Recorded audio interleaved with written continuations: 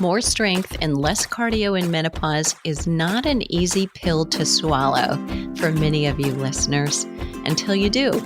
Until it feels good to feel good and you realize that tired all the time is not necessarily required or even going to work to optimize your weight, your body composition, and, well, your longevity. This interview episode with Dr. Stacy Sims will help you understand the physiology behind the need for adequate muscle stimulus. You'll hear what that is and what it isn't, and you'll understand the difference between life-sustaining, muscle-preserving exercise and trending classes and courses that are fun and interesting ways to spend an hour but may not reap the benefits that you want and need with a limit to your time and to your energy. She's the author of Roar, and you'll hear more in her bio about her research background. We've got her here to talk about the need for a shift in exercise priorities for women, but I'm going to fire a few diet questions at her too. So if you've got wondering issues left about fasting or about exercising fed versus fasted, then you're going to want to tune in. Whether less cardio in menopause is a relief to you or it's advice you wrestle with after decades of conditioning otherwise, this episode is something to listen to and to share. Thank you so much for sharing because we depend on you to get the word out. And listen, if you and I are surrounded by women who are doing the other things that we are or want to, thinking the things and discussing the things that we are, we're all going to be more fit for decades to come. Look, less cardio in menopause may take some discipline for many of us cardio-bunnies. Know that decades of messaging and conditioning otherwise won't go away easily. Unless you're one of those lucky ones who never enjoyed cardio, just take it one day at a time or commit to a month of doing it this way and see what happens. I'm currently more regularly now surrounded by young female fitness professionals at conferences, and it's refreshing to see them and to see younger women in general focused far more on strength and muscle building rather than fat burning by cardio, which is actually a recipe for disaster. But it's also time for you and I to get on the bandwagon because many of those women in the younger generation, they're looking to us for guidance, for leadership, and for mentoring. So let's show them how it happens. Let's dive in. Stacy, it is so great to finally have you here on the podcast. It is exciting to be finally chatting with you. Thank you. Well, I have to admit that my copy of Roar is so used that like the pages are loose and falling out. I'm like, yeah, right. And that is just what love it when it happens like that, because it's when you go back to over and over again. And really even more excited by the coincidence. So we're going to make sure we lead with this and we'll end with this too. But the new book, Next Level, is actually coming out, and our audience here will need to put it on their resource desk because it features them. So do you want to tease a little bit about this new book and what caused I've got to write this book and some guts, what's inside? Yeah, so when Roar came out, it kind of had a slow uptick, and then finally, it hit a wider stream population. And I think the most questions that Celine and I got out of that was, well, there's only one short chapter in menopause, but what about us? There's so many things that aren't addressed here. And so we were sitting on it, and I had been working at Stanford with the Women's Health Initiative and had already had my hand in looking at what was happening with peri and postmenopausal women, and knowing that a lot of the things that were out there for recommendations for exercise and body composition change and all the things wasn't right. So Celine and I are chatting, and we're like, we really need to do a follow-up, but be specific to the older active woman. Because when we're in our 40s and things start to change, we, for the most part, keep trying to do the training that we have been doing. You don't necessarily see results. Start putting on body weight, and the unfortunate response there is to try trendy diets or to increase training and cut calories. And none of that stuff is appropriate. None of that stuff works. So this whole book is diving into the intricacies of what happens in perimenopause, and knowing that perimenopause is where almost all the major changes occur. So that is 4 to 5 years before menopause. And menopause is actually one day on the calendar, which marks 12 months of no period. And people are like, oh, but all of it's menopause. It's like, no, there's certain subsections. So explain that, explain alternatives to menopause hormone therapy, explain what might be efficacious for using menopause hormone therapy or not, what kind of training you're doing, examples of training, nutrition aspects, things like mobility, pelvic floor health. So almost all the questions we've gotten, we put into the book.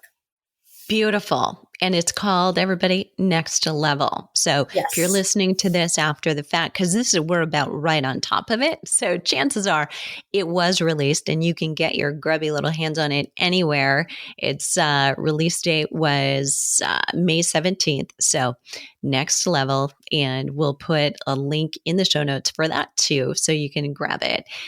But we're going to lead right in with, we left no secrets by the title of this podcast. And let's explain it. Why do women need more strength training and less cardio training, especially now? Oh, so strength training is like the be all end all. And I kind of laugh because, full disclosure, like I come from an enormous endurance sport background, but strength training has always been like the undercurrent. And it's interesting the way strength training has kind of gotten a naysay in women's sport and women's fitness, because of like that whole dichotomy of, oh, you shouldn't lift because you'll become too masculine. And although we've had this upsurge of looking strong and having muscles is good, there's still a lot of backlash. But when we look at like the history of it, it's strong woman or strong man has been around since the 1880s. And there's been this subculture of really trying to push women for strength from the original physical culture of developing musculature. And as we start going through history and understanding that there has been this subculture, women have loved to lift, but it still has had this backlash from society, until we start looking at the physiological research. And we start looking at physiological research and medical research. There's been this boom of, yes, we all need to be strength training. And the older we get, the more this needs to be more power focused. If we look specifically at how a woman's body is designed from a physiological perspective, meaning like what kind of proteins are within the mitochondria of the muscle cell, how enzymes are regenerated, we look and we see that women are more designed to be doing power and strength work, not the typical 8 to 10 rep or 10 to 12 rep, quote, hypertrophy type training. Granted, any strength training is better than none. But when we look from a physiological perspective of the health attributes as well as the performance attributes, strength training should be the foundation. Because there's so many different metabolic considerations that occur when you are doing strength training. So we get better glucose tolerance from an epigenetic change that happens within the muscle. So this means that the muscle exerts more of a GLUT4 protein, which allows carbohydrate to come in without insulin. We look at pure strength. So that is how many fibers are recruited for one muscle contraction. And it's not just for performance, it's for things like posture, balance. And then we also look at the brain effects of what kinds of signals are stimulated through muscle growth and strength training. We see that there's a decrease in neurological incidences like Parkinson's. We see that there is a factor where it increases nerve growth factors in the brain, so that we are diminishing our proprioception imbalances. We are helping to attenuate Alzheimer's. So there's so many vast variety of benefits for strength training that we keep pushing it forward.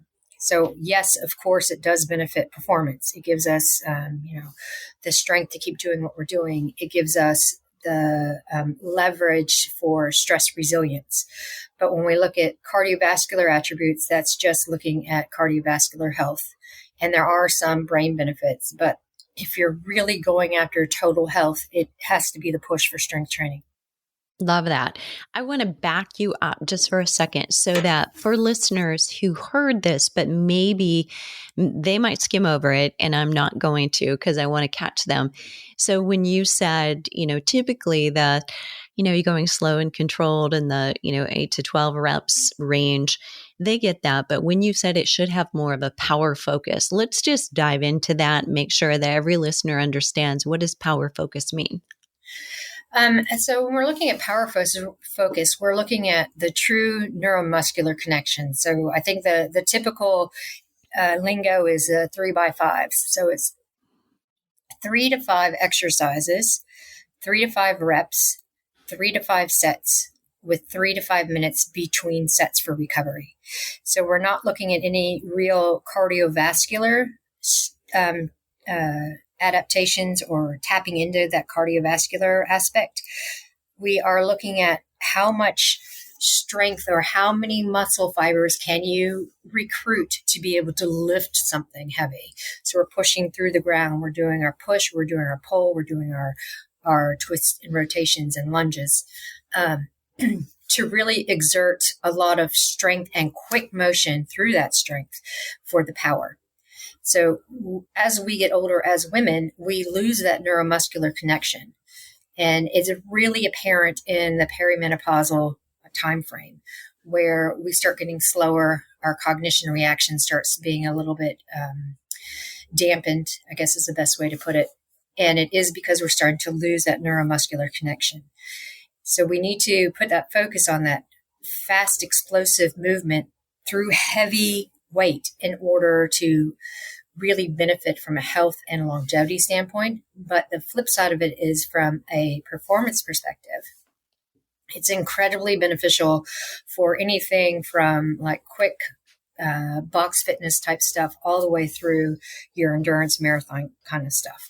Because when you're having that power training, it increases your balance. It also increases your reaction time. And these are the things that women tend to lose when we start to get in our 40s or 50s.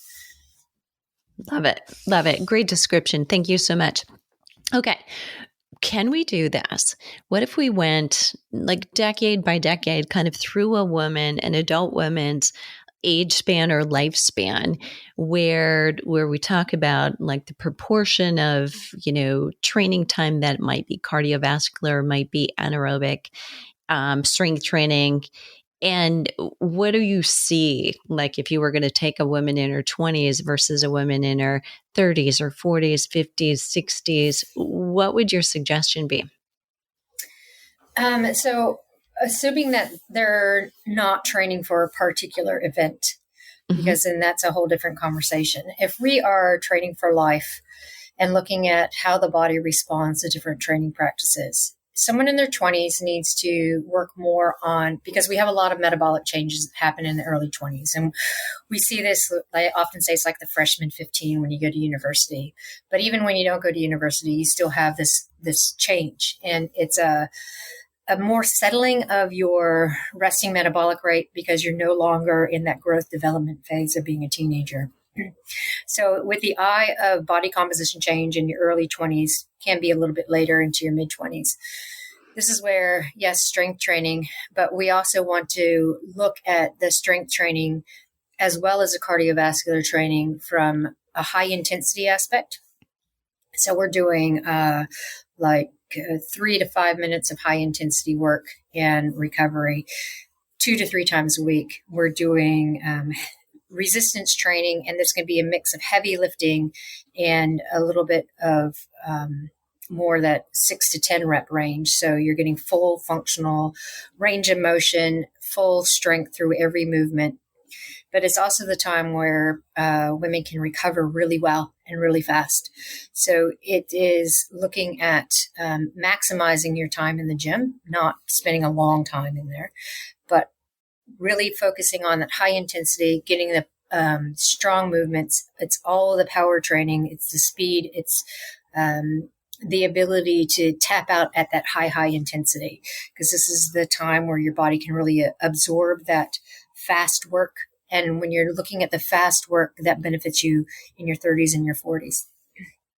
When you get into your 30s, your early 30s are different from your late 30s. So your early 30s, you could probably keep doing what you're doing in your 20s, but adding a little bit more steady state. So it's not so much high intensity, with the eye to increasing our aerobic capacity, putting more emphasis on the strength training, not doing like the boot camps or the F45s, because that puts us in a moderate training zone. It's not quite appropriate for our bodies. Then when we get to our late 30s, early 40s, we start to see this shift. And it is more so when we start to have a little bit more anovulatory cycles, or we start to have more estrogen dominance. So our recovery time is a little bit affected. We find that we can't hit those top end power numbers that we might have been able to. We have a little bit more sleep disruption. So this is where we need to take an eye of really polarizing our training, where we look and say 3 to 4 times a week, we're doing sprint intervals. We're doing that top end, that full gas. And then the other few days, we're really, really taking it easy. So when we're talking about taking it easy, we might be doing pure strength work with lots of recovery between the sets, or doing something very slow, relaxed, conversational recovery type. When we get into our mid to late 40s and onwards, we need to really keep this idea of polarized training, but our recovery is really affected. So the amount of high intensity work we have, we need to drop it down just a little bit. So we're looking at the maximum 3 high intensity sessions in a 7-day period. And then the bulk of our training should be focused on strength. And this is what carries you through to the post-menopause years without all those negative body composition changes, as well as being able to keep progressing in whatever sport or whatever activity we like to do. So if we're looking at going from power and sprint based, a little bit more anaerobic capacity, and then the bulk of our work should be that strength-oriented stuff as we get into our late 30s, early 40s onwards. Beautiful. Okay, so now we got to talk a little bit about fuel, because every woman listening is like, okay, now I have the training code, and hopefully they can go plug that in, or otherwise I know somebody. But they're wondering, do I fast? Is that really the best thing? I know you talk a lot about fasted versus fed versus, what is low energy availability? And is there a difference, for a woman who's 20 versus a woman who is, probably here in her late 40s, she's in her 50s or 60s as she's listening? Is there more risk of not dialing into the nutrition needs she has? Yeah, so I think I'll start with what is low energy availability, because that hits every woman across age span. So if we talk about low energy availability, it is the inadequate amount of calories to be able to allow your body to exist just lying on the couch watching Netflix or whatever, as well as the stress of everyday life and training. So if we look, most recreational female athletes, I'd say greater than 60%, especially when they're younger, tend to fall into low energy availability.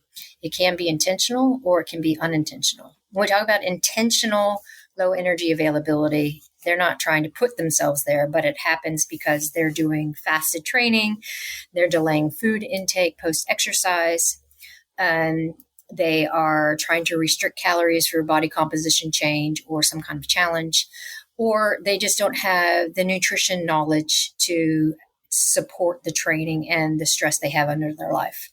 A lot of people in their early 20s especially get away with a lot of things that you can't when you start to get a little bit older. I think we've all been there at some point. So when we're talking about low energy availability, it doesn't necessarily mean that you're not eating enough calories in a 24-hour period. It becomes more of the timing. So we know that women who delay food intake and or do fasted training put their body in a significant breakdown state or a catabolic state. And the longer that you stay in this catabolic state, the longer cortisol is elevated. And when cortisol is elevated, you can't build muscle, you can't repair. And it signals to your body that we need to start conserving.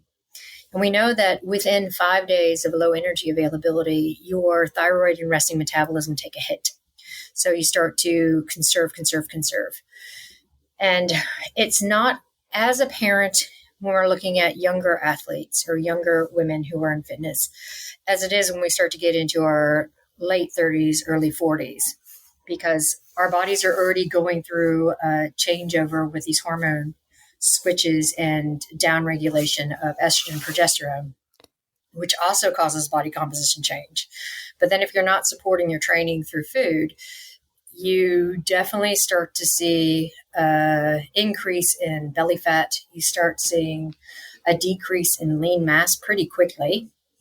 And you start having this undue fatigue. Doesn't matter how much you sleep or rest or recover, you just can't get rid of it because, again, your body is trying to conserve. When we really start looking at what is low energy availability and how it affects everything, we can bring it back a lot to the trendy diets. So when we start talking about fasted versus fed, there's a significant body of research that shows if a woman exercises, she does much better in a fed state. And what I mean by that is she has something small before she goes training first thing in the morning. She might have a snack if it's an evening training session. But the reason for that is women's bodies use a lot of blood glucose first and have a harder time tapping into liver muscle glycogen. So as compared to men. So if you're doing fasted training, you're kind of going against the grain for your body to get any kind of adaptation because your body has to increase the amount of cortisol and epinephrine in order to tap into the fueling mechanisms. And remember that the idea behind fasted training is to increase our body's ability to use fatty acids. But women are already there by the nature of being XX at birth, as well as having a menstrual cycle, because the genetic coding from XX means that we have more of the protein within our mitochondria to be able to process and use fat as a fuel. When we start putting the menstrual cycle and estrogen into play, estrogen spares carbohydrate, so it shuttles more fat into the muscle. Progesterone actually takes carbohydrate away from the liver and out of the bloodstream to facilitate it going into the uterine lining. So the body is very primed for using fat. So if you're trying to do fasted training to increase your fat capabilities and lose body fat, it doesn't work in women. We see a plethora of data that shows men lean up and get fitter and faster when they're doing fasted training. But for women, 3 months down the track, it is a complete opposite. We look and we see women start to get slower. They start to lose more lean mass. They have more intramuscular fat. They have more body fat. And the clarity that comes with fasted training and or intermittent fasting is not there. So the big rock of all of this is women need to eat something before they train. And they need to recover well from it as well so that they don't stay in this long catabolic state, which then signals to the brain to start downturning the resting metabolic rate as well as downturning the endocrine system. So when we look across the board, that low energy state as well as those trendy diets definitely affect across the age span, but it's a very, very apparent when we start getting into that perimenopause, late 30s, early 40s onwards. So good. And I really want to back up for anybody who's got a thyroid issue, which is a significant number of my listeners, and hear so that they hear kind of my summary. And then you correct me, Stacy, if I have gone wayward in any way. But generally, women who are experiencing some kind of a thyroid issue, often one of the first signs that they have it is they're gaining weight and they can't do something about it. Their usual things are not working, and it's recent for them, potentially because of the greater number of stressors. So the thing they'll default to is what they've been doing for decades and gotten away with, which is, of course, more exercise, less food. And that very thing that they're doing is actually counterproductive to what they want. So they want to lose weight, but they're actually driving themselves probably further in the opposite direction. So eating more and eating or fueling prior to your exercise actually sets you up to have a better ability to burn, create more lean muscle, and therefore ultimately burn fat and improve your body composition. How'd I do? Absolutely correct. Fantastic. And the other point I want to make is when the body is low in fuel, what is the first thing that goes? It's not fat. It's lean mass, because lean mass is highly active. The body needs amino acids. So even when we're looking at intermittent fasting in normal weight individuals, they tend to end up with sarcopenia or the beginning of sarcopenia after 4 to 5 months of intermittent fasting, because their body's like, hey, wait, there's this big aspect where I don't have fuel, but there's a lot of stress going on and I need to fuel. So your lean mass is one of the first things to go. And I'm so glad you recapped that. And I also want to just give a nod to, I think there may be a certain population out there who they are fasting, they're intermittent fasting. And I'm continually by friends, encouraged to just try it. You should try it. I know. I just know I'm not going to. Yeah. And I like food and I feel better that way. And I know I work harder or I work longer without feeling like it is. So I think that perception of my exercise is more comfortable. Why wouldn't I want to be comfortable when I'm doing it?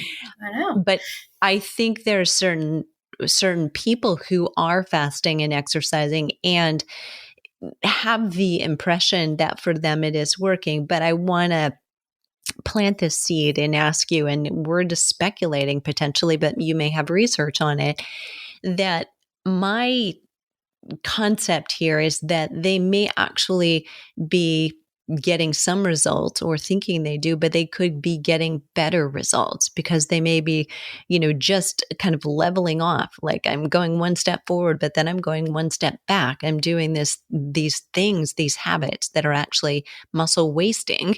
Then I'm working and gaining some amount of strength and maintaining what I think is my lean muscle mass. Can you lean into that?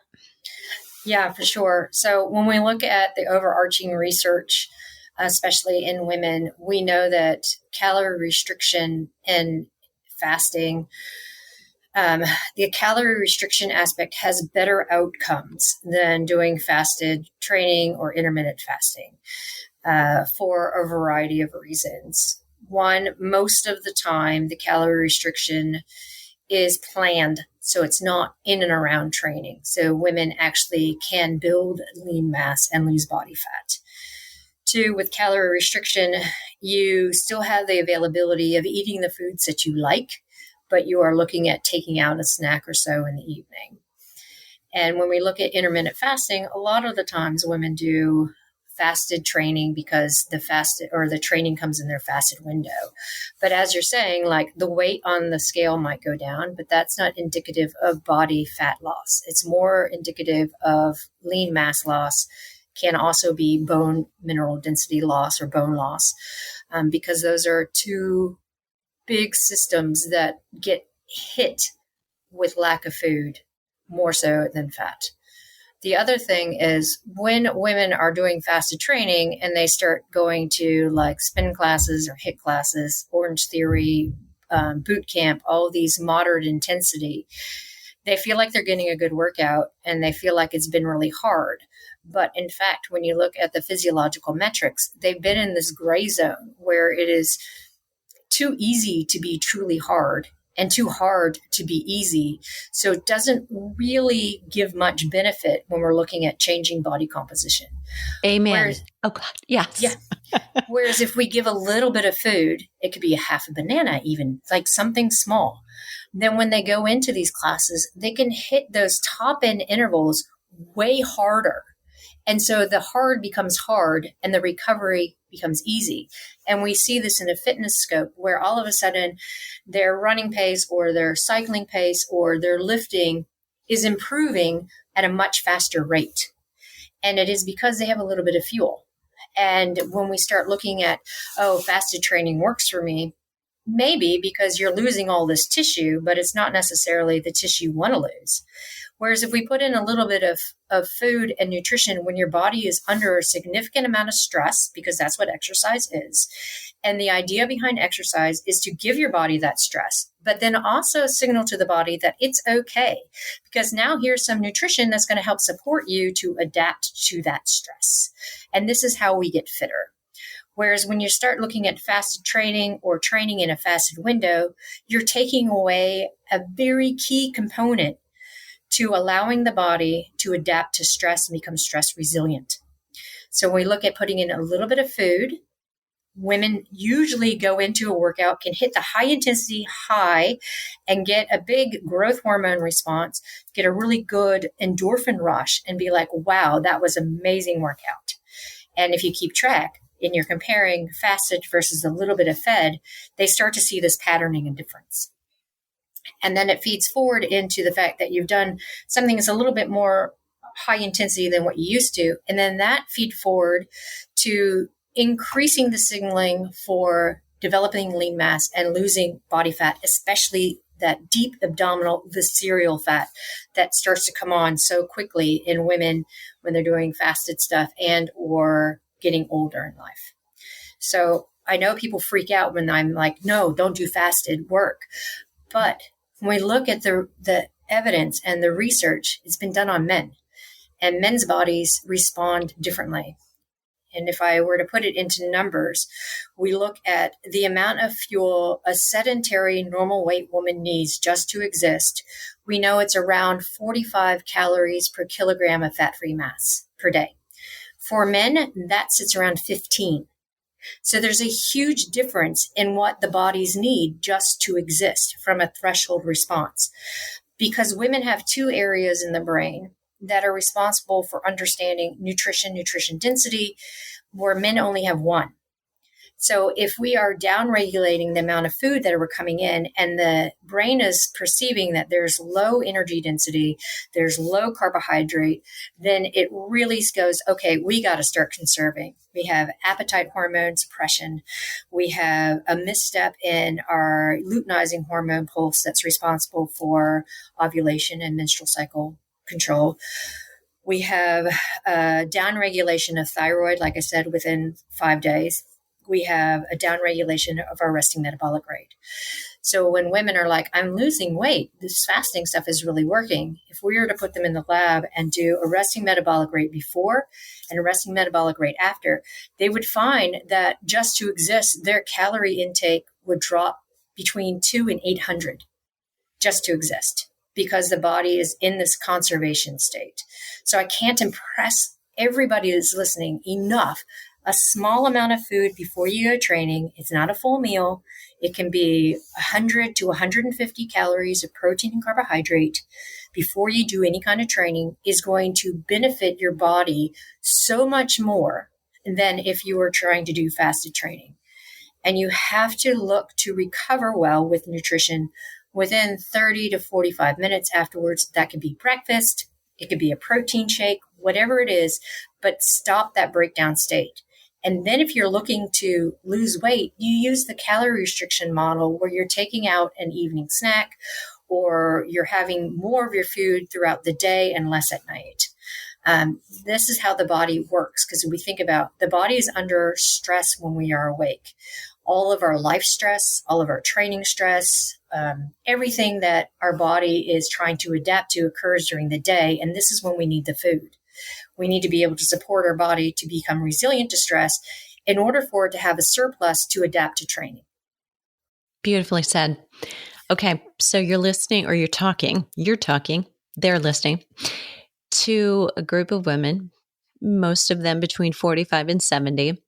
Many of them want to lose weight, not all, but all of them are very key awareness now of a goal I have is gaining lean muscle, holding on to the muscle I have, or gaining lean muscle, and or they just got a wake up call that they've got some bone density issues and they need to start paying attention to that. What would you say? What question should I have asked that I didn't? Power training, plyometric work. So interesting enough, JAMA just released an article Wednesday, which showed that power training in older women was much, much, much more effective for maintaining quality of life than typical resistance training. And the reason for that is if you're looking at typical resistance training, so that's that 8 to 15 rep aspect there I'm saying people should stay out of. Yes, it can help develop muscle, but it is not capable in helping you walk, run, carry groceries, have balance. You need the power training for that. We also look at jump training or plyometrics, so that ground reaction force in a multi-planar movement, so that means multi-directional, puts a lot of stress on the bone to then encourage bone turnover and bone mineral density. So we look at jump training 3 times a week, maybe 10 minutes. And people who have like knee and hip issues, it doesn't have to be like jumping up onto a box. It can be power training against the wall with slam balls. So you're doing some kind of power work, upper body power work. But we're looking at that power development and that multi-directional stress to not only increase bone mineral density, but also give alternate signals to the muscle to really have that fast firing power, which also leads to increasing lean mass. Awesome.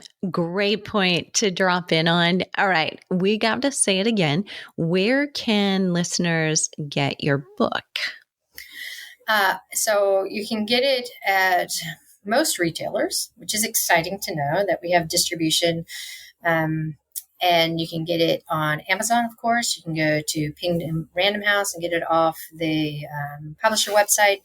But I think the easiest thing is to come to our website, Dr. Stacy Sims, and get it through our website, because we can connect where you are to the various local distributors. So me being based in New Zealand, I know that it can be Whitcoul's Paper Plus. But when I get back to the States, it's not going to be. It's going to be more Barnes & Nobles or even some small local booksellers. So, yeah. Fantastic. Okay, everyone who's working out while you're doing this, so we've got you covered. If you're doing that or you're commuting, we've got the links, and that'll be drstacysims.com again.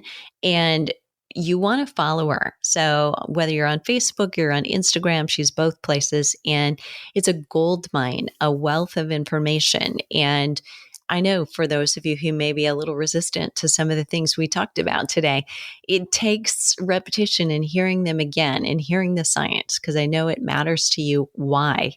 Why should I do that? And she's got the answers if you haven't picked that up in this last 35 minutes. So, Stacy, thank you again for being here. Thank you for having me. And I say that the reason why I do what I do is because I want the answers too. I want to know why and the mechanisms why. So, yeah, that's what we try to push out through social media and conversations like this. So thank you for having me. You bet. Okay, listeners. So if you've got a question that I did not ask, you wish I would have, you can leave that below the show notes. It'll be at flipping50.com/less cardio in menopause. And what are you waiting for? Let's start flipping 50 today.